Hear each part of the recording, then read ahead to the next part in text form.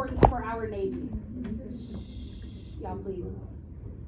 There are a lot of people on cell phones, and I've been quiet. I'm not talking about like I asked you to look something up. I'm talking about you've been sitting there the whole class period like this, behind your backpack. Y'all put them away. It's rude. This is a class, not time to scroll. All right. In China, we talked about the spheres of influence earlier today. A lot of Western powers are attempting to carve out parts of China for their own influence, for their own benefit, for trade. We need that trade relationship with China. After the 1893 panic, we need to make sure that we have places to sell our surplus, but we also need to be able to trade with them things that they have that we cannot produce here. And so a guy named John Hay was worried that the U.S. would be completely shut out by these European powers, and so he establishes this thing as known as the open door policy, that we can have free trade. Everybody should have free trade with China, and nobody should have like a preferential treatment there in China. I'm going to skip Japan because I don't need to talk about Japan. Let's talk about America and the Caribbean. Which will lead us into, actually, it's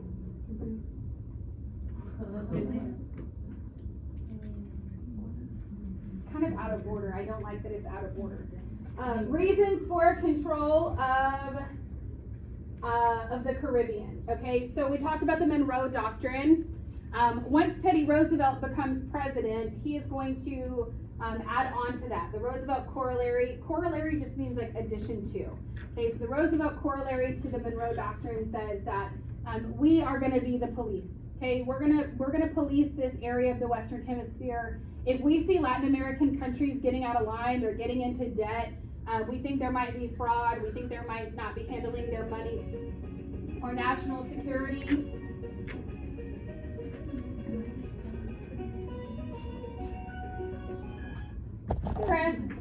Besides patrolling the Western Hemisphere, we obviously have interest in raw materials and trade, and we need a canal, okay? We need a way to get between the Atlantic Ocean and the Pacific Ocean without having to go around South America, because it takes a long time to go around South America. If you need to get supplies from New York to California by waterway, it adds like an extra 1,800,000. It's a lot of miles, okay? It's not 100,000. I can't remember the exact, 18,000 miles, 12,000 miles. It's a lot of miles that you have to go all the way around South America. That makes it difficult for us to get things from one side of the country to the other. That makes it difficult to get things from one side of the country to the other. The other thing is trade, y'all, please. The other thing is trade, because we need to be able to get products. If we're producing things, say in the Port of Houston, right? They're shipping out of the Port of Houston, and we need to take them to China. We need to get them around South America. So we want a canal there in Panama. We choose Panama because it's the most narrow part between North and South America, and that is where we're going to end up building a canal. All right. We're going to let's talk about Panama real quick, and then we'll be done for today. We choose the Isthmus of Panama because it is the most narrow point between North and South America.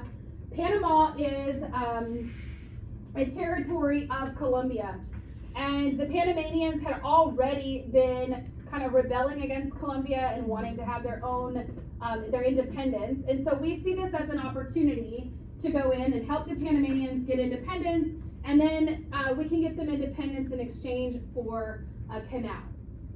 So did we like cut it in half? We cut it the most narrow part, which is somewhere. That's crazy. So because of us, they're not, South and South and North America aren't connected anymore? Correct. Whoa. It's disconnected by a canal, and There's it's no really not bridge? this small. Is there a Yeah. bridge? Is there a bridge? No, yeah. There is a bridge? Yeah. So we're I still still connected. connected. We're still connected.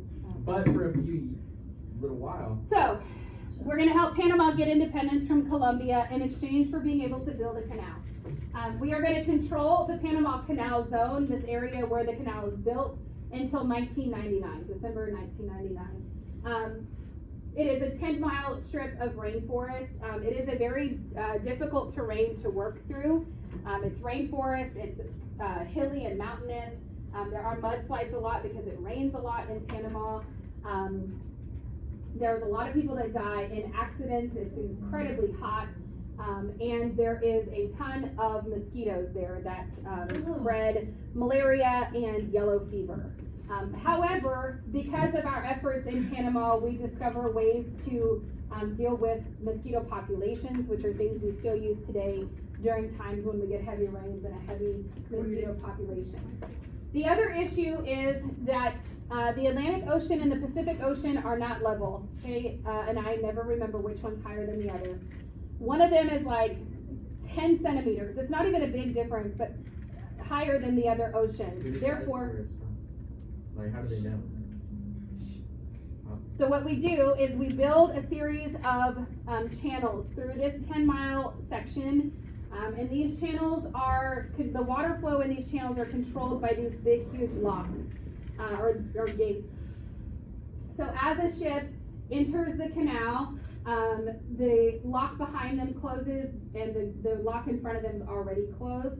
And then we can raise or lower the water level as they travel through this series of locks. There are 6 locks like that through this entire canal, so that we can raise and lower the ship to get through kind of this difference in elevation. Yes. Why can't they just do it through one? Girl, I'm not an engineer. Then maybe it would be an So, engineer, like, tell me. Wait, so if you're on a boat and there's like a 10 centimeter, so it's like a speed bump if you go. I just said, If you go- I don't study physics either. Physics is horrible. Wait, How does the so what ocean know happens which when they is meet? which? Does one just Oh my like- God, okay, I'll answer your question. Can it not interject we get because of the difference in like density? All right, let's finish up. You said I think so. Okay, so Dr. Walter Reed, which there is an Army hospital in DC named after him, discovered that mosquitoes transmit yellow fever. Yellow fever kills thousands of people there in Panama and other parts of that like region of the world, because it's very moist climate, because there's jungles, because there's a lot of standing water. Another guy named Dr. William Gorgas ordered that all of the swamps that they could reach or have access to be drained, the vegetation cut as low as possible, and then spray the water with oil so that those mosquito larvae could not escape the water and turn into mosquitoes. It takes us 10 years to complete the canal. It cost us $400 million. Thousands of people died building it, but we make a ton of money off of the Panama Canal for the 90-something years that we control it. We give the canal back to the Panamanians in 1999. We don't have it. We made it, how did we make money off of it? Because of like taxing? Because we people charge, do it? yes, there is a fee to go through the Panama Canal. One of the, we got, of course, we could put our own ships through there without paying an additional fee.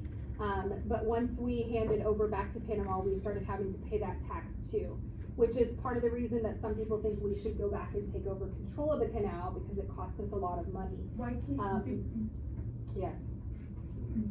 we, as US citizens, made it? Made what? The canal. Us and the Panamanians built the canal, yes. Okay, so wouldn't, we can't like get a discount for it? Yeah, we got 100 years for free. But that has passed already. But think about how many years are gonna come from now until it's not there. That's